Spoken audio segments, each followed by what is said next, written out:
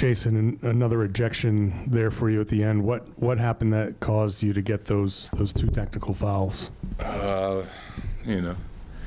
Didn't appreciate or like the the no call on those last two drives.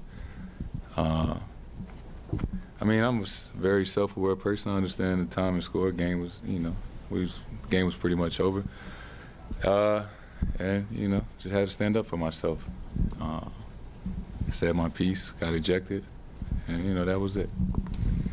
I know we talk about the shooting a bunch. You've said you didn't forget how to shoot, right?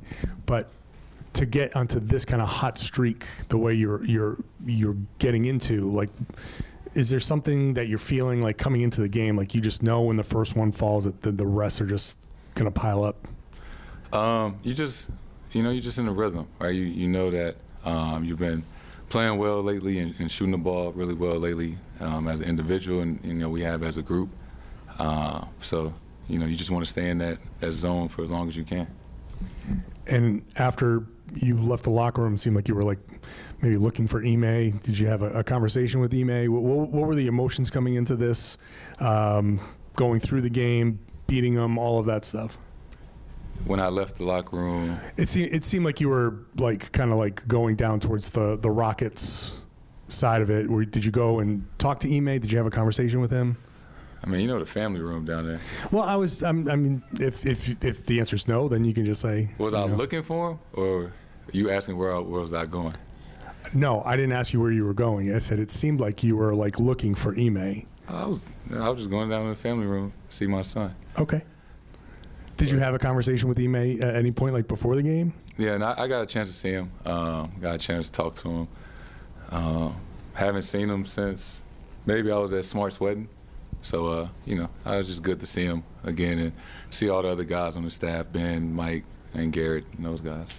And was there any extra kind of like juice for you, like some kind of like competitive thing, like, throughout the course of this game? Was there anything extra at all for you in this game? From the standpoint of like we got our ass kicked the other night, so wanted to bounce back from that. Did I want to win tonight? Yeah, I want to win every game we play. So it wasn't like, oh, we playing, Ime and those guys. I really want to win. It was more like I want to bounce back from last game. And I was looking forward to seeing him and Garrett and Mike Moser and Ben. So it's been a while since I've seen those guys. Gary? Jayson, did you Ime kind of said he's had conversations with all you guys about the specifics of what happened here. Have you cleared the air and everything is cool? Obviously everything's cool, but have you gotten the reasoning and the things you've needed from kind of to help you understand more what happened here? Just to be honest, like, some of those private conversations I would kind of want to just keep private.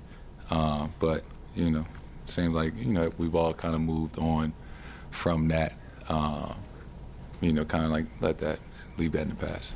And you pointed, official CJ, you pointed to him, like, that's not like you to point right at a guy. What was going through your mind when you did that? What message were you trying to get across?